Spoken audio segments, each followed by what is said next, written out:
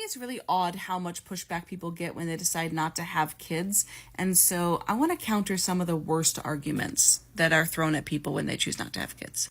And this is coming from me. I have 3 kids. I love being a parent. I always wanted to be a parent. I have no regrets about parenthood. And I find it a super enriching and wonderful part of my life. And also super hard, but really good.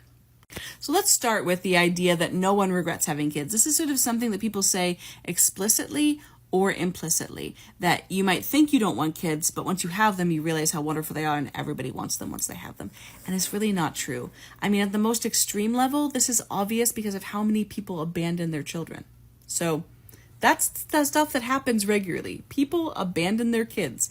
They abandon them to the system. Sometimes they abandon them to other people. They leave a relationship and never try to see their kids. Lots of people have kids and have no interest in them.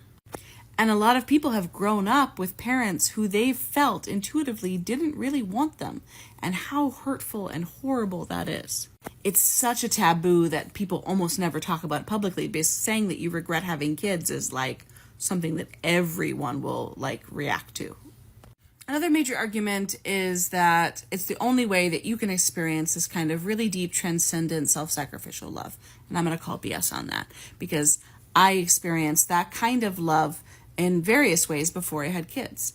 The relationship with your kids is unique. There's no argument. There's no relationship you're going to have that is just like having kids.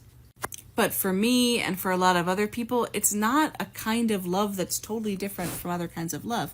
And people told me that doing childcare would be a completely different kind of love than the love I have for my own kids, and it isn't. It's more intense, but I loved the kids I cared for in the same way I love my own kids. That's obviously not true for everybody, but it's true for some of us.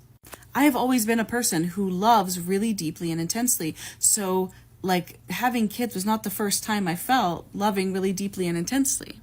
The next argument is that it's the core sense of purpose in your life. I also don't feel that. I have pursued a life of purpose always, and having kids does not feel like the central purpose of my life. Raising kids is one of the core places of meaning in my life. One of, not the only one. So I'm going to say from my own experience, which I know is not unique, that I didn't experience more love or a deeper love or more purpose or a deeper purpose in having kids. Just a different kind of love, different kind of relationship, different kinds of challenges, different kinds of joys, but not like my life would be overall less fulfilling, less good, less meaningful if I didn't have kids. So it's totally fine for people to have that be their experience. It obviously is a lot of people's experience that this is the most profound, the most joyful, the most powerful, the most meaningful part of their life. And that's fine. And that's good. And it doesn't also have to be that.